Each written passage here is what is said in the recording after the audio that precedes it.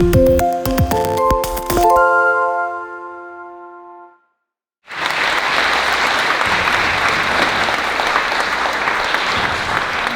from my side. I'm facing now a few challenges. Last obstacle between you and the coffee break. Speaking after a very exciting topic and doing that also in English. Who is the English teacher? Hands up. Angličtinárky. Okay, guys, do you me a favor, please. Yeah? Don't listen to me. Listen to my fantastic interpreter into Slovak language, Mr. Robert Hennel, whom I introduce here with. Takže ďakujem za milé uvítanie, vážené dámy a páni. V podstate rozprávame sa tu o výzvach a prekážkach. Poslednou výzvou a prekážkou pred tou prestávkou som tu teraz ja. Bude to veľmi náročné po takto zaujímavej téme. Moja otázka bola, koľkatí z vás sú angličtinári. Videl som niekoľko rúk, ale prosím, nevenujte sa teraz mojej angličtine, ale počúvajte môjho tlmočníka pána Hennela, ktorého som si týmto dovolil predstaviť. You see, I still remember my school time. Always trying to avoid a bad grade. At my school time, I didn't have these fantastic help tools like ChatGPT or so, which probably you are all confronted nowadays when your students are using that and you need to do then the distinction. Is it real or is it ChatGPT? Takže áno, ako viete, môj tlmočník si všetko pamätá, aby nedostal zlú známku, ale ja musím povedať, že v mojich mladých rokoch som nemal tie možnosti všetkých tých možných nástrojov, ako je napríklad aj ChatGPT. Ako bolo dobre povedané, budeme sa musieť venovať tomu, aby sme vedeli rozlíšiť to, čo bolo vlastne vytvorené a čo je tvorbou toho študenta. Is there anything else you would like to tell us? A bit more, yeah? I mean, you know, my team has prepared a fantastic speech here I'm supposed to give. And you see, I do it more the classical way with paper, and no monitors or so.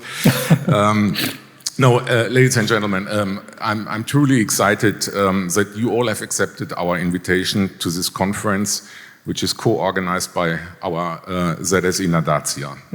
Moju reč budem mať stále tou klasickejšou starou formou papierov, nepozerám sa na obrazovkyne, ale vážené dámy a páni, som naozaj veľmi rád, že ste prijali pozvanie na našu dnešnú konferenciu, ktorej spoluorganizátorom je aj naša nadácia ZSE. And it's really that education, support to the educational sector is one of our core foundation motives and activities. We are supporting good ideas, we are supporting contributing to projects, and you as teachers as an investment. And that sounds now very, company, commercial, P&L language, but I do not mean the investments which can be measured in a P&L. Actually, what you are contributing as an investment is of invaluable importance. You are contributing in investing in the future, in the investment of our kids. And I think that deserves really a big thank you and a great appreciation for what you are doing day by day, certainly not always in an easy environment. So from my side personally, thank you very much for this dedication. Naozaj vzdelávanie, podpora vzdelávania, či už projektov, alebo takýchto konferencií, alebo iných činností patrí k tým hlavným pilierom našej nadácie ZSE a naozaj my vnímame podporu vzdelávania najmä vás ako učiteľov, ako investíciu, ale teraz nechápnem ako klasického korporátneho človeka, ktorý vidí investíciu vo forme financií, ale je to naozaj investícia do našej budúcnosti, do našich detí. Naozaj my vnímame to, že vy pripravujete a investujete do tých našich detí, ich prípravu na budúcnosť, za čo vám naozaj všetkým patrí moja veľká vďaka. And of course, school subjects, I don't know, mathematics, natural sciences, languages, all that is important. All that is important. But I think what is kind of overarching is that education should contribute, in my view, to educate our students, the young generation, as critical thinkers, being reflective. Don't believe every bullshit which you read out there. Think twice. And I think that's the most important aspect, that we all together as society, not only you as teachers, all together as society, we manage to raise young people in a way, that they are strong, that they can withstand certain things, and that they are really reflective and critical in their way of thinking.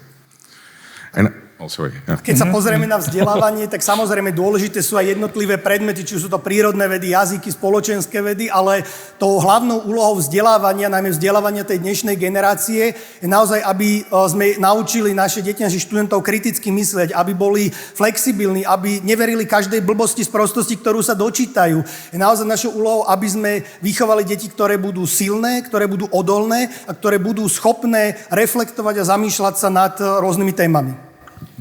And that was important at any time in history, I think. But nowadays, it's more important than ever. If you take just now the first years of the 21st century, the dynamics we have seen increasingly difficult to distinguish facts and false facts.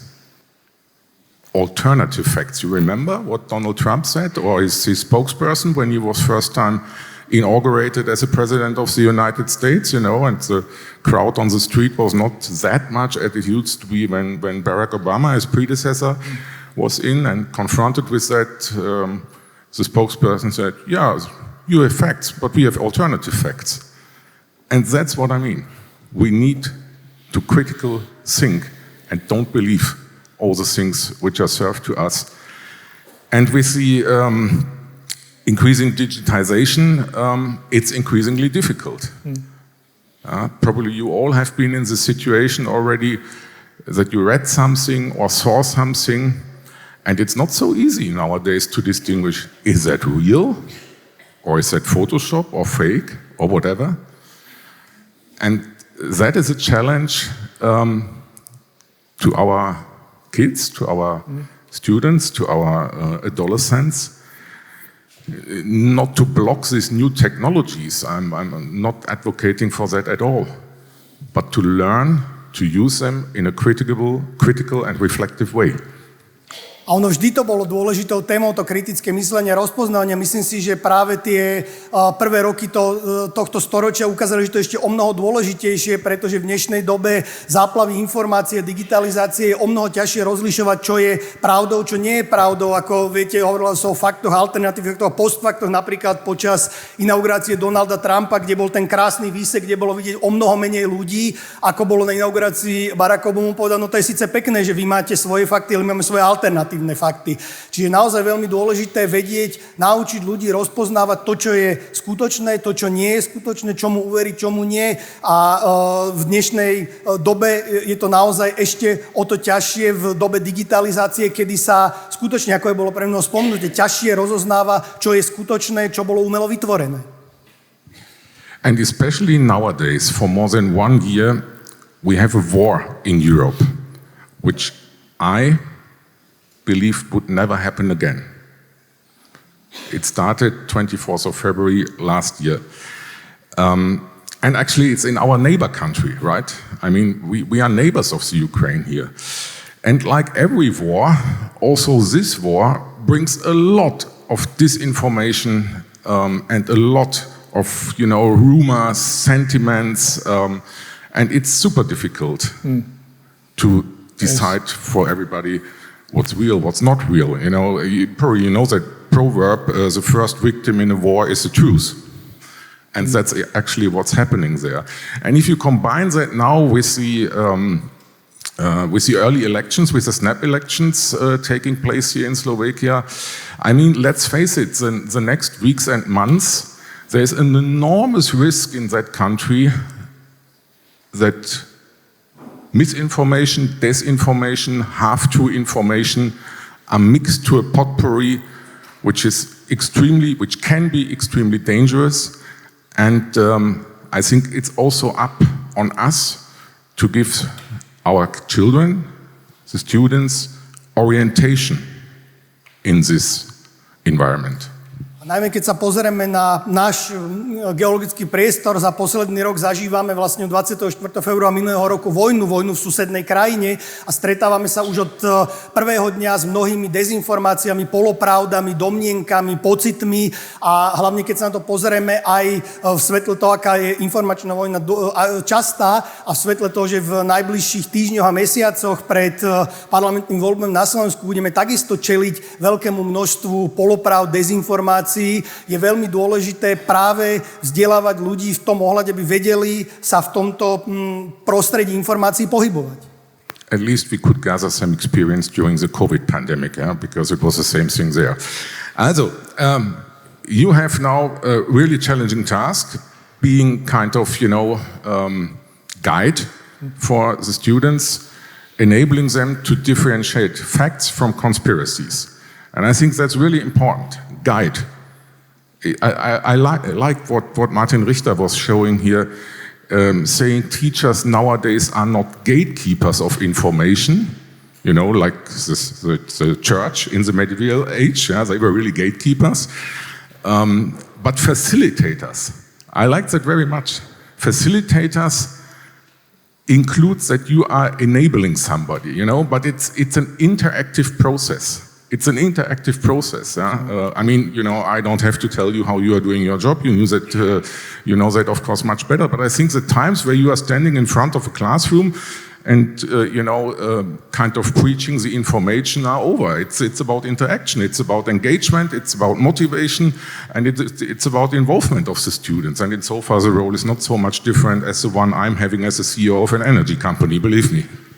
A v podstate naozaj máte vy teraz tú veľmi náročnú úlohu, čaká vás tá výzva, kedy budete musieť vedieť, naučiť študentov, deti, aby rozoznávali medzi tým, čo je pravda a čo je v podstate tá dezinformácia alebo konšpirácia. Myslím si, že všetci si to pamätáme ešte dobre z dôb vlastne covidu a v dnešnej dobe naozaj to vzdelávanie, keď sa na to pozrieme z toho pohľadu, aj napríklad je to veľmi podobné ako u nás v spoločnosti. Myslím si, že veľmi sa mi páči to, čo povedal aj práve môj predrečník, že tí učiteľi už v dnešnej dobe nie sú, ako tomu bolo kedysi v stredoveku, v dobe tých, povedzme, cirkevných učencov, že mali naozaj tie kľúče od informácií, že boli tými vlastníkmi, ale že dnes je to o mnoho interaktívnejšie. Ste naozaj tými facilitátormi, že ste tými, ktorí majú tých študentov tým správnym smerom viesť, ale musí to už byť nie jednostranné, ale musí to byť obojstranná vzájomná komunikácia.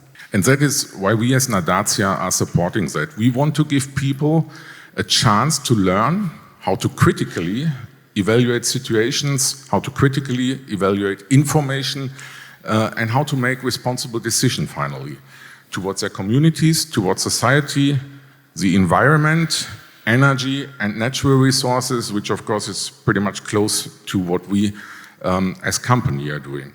And that is why we do support and we will continue to support education as a central pillar of our corporate social responsibility strategy.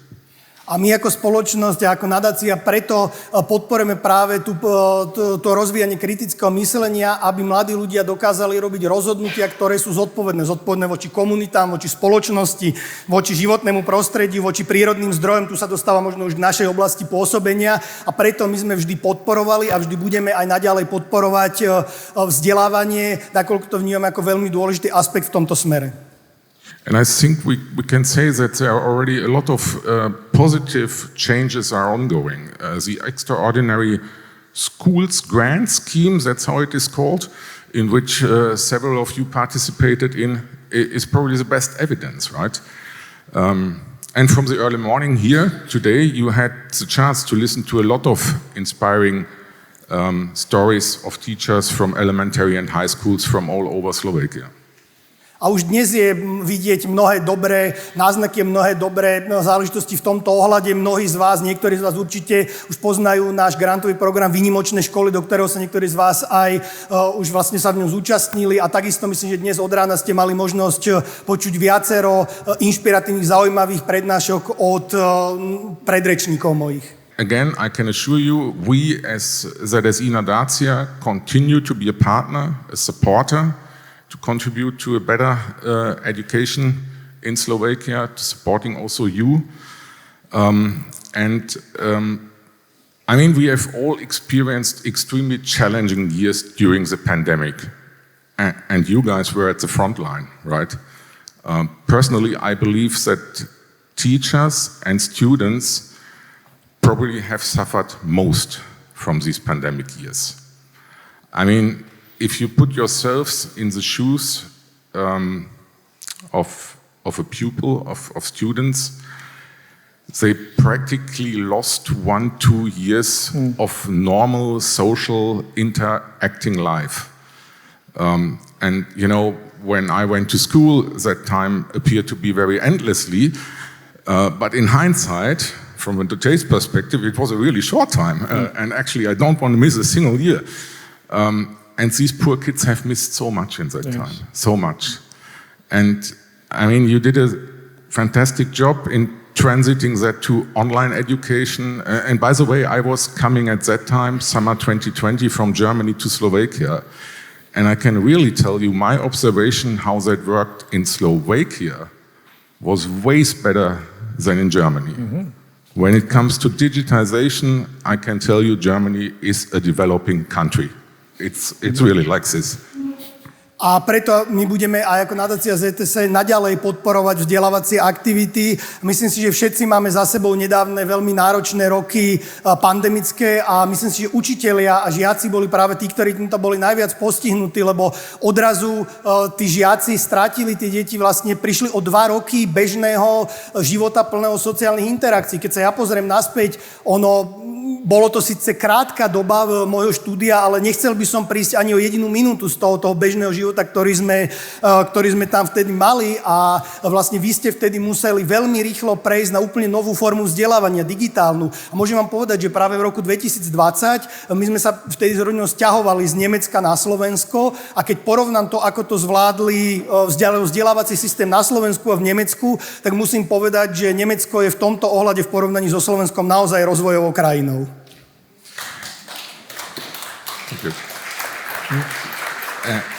And you know, the technique is the one thing, you know, the computer and I don't know, the Teams or Zoom or whatever. But I think the real challenge was to transit the content via these tools to your audience, to your students. And that, I think, is a really challenging one, because let's face it, I mean, if I look here around, I don't want to be now insultive, but probably there are not so many people belonging to the Generation Z in the room, right?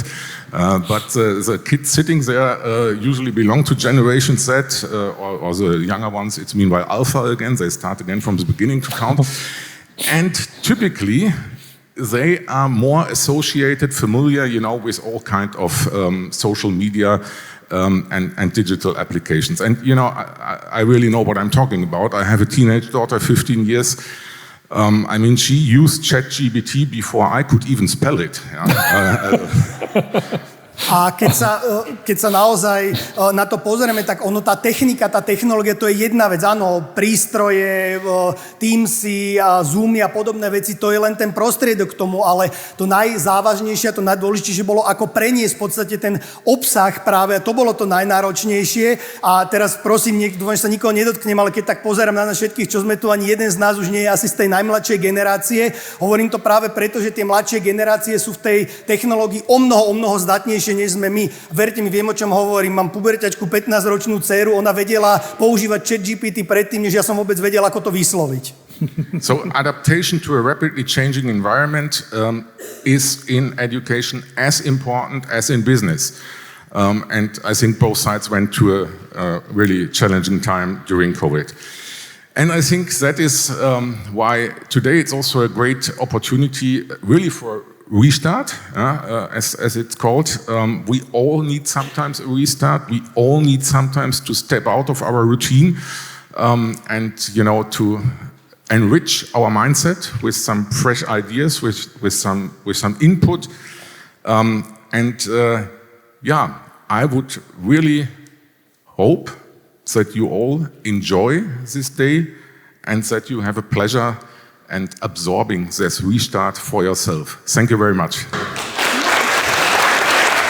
Myslím si, že práve aj táto inovatívnosť je rovnako dôležité vo vzdelávaní vzdelávaní, ako aj v obchodných aktivitách, ale práve vráťme sa k tomu, že dnes sa toto podujatie volá reštart učenia. Myslím, že ten reštart je veľmi dôležité slovo, alebo verím tomu, že my všetci potrebujeme z času na čas nejaký reštart, tak dúfam, že aj vám sa podarí reštartovať vaše inšpirácie a že podarí sa vám dnes načerpať novú silu, nové inšpirácie do vášho života. Čiže prosím, chcel by som vás povedať, že by ste si naozaj dnešný deň naplno užili. Ďakujem.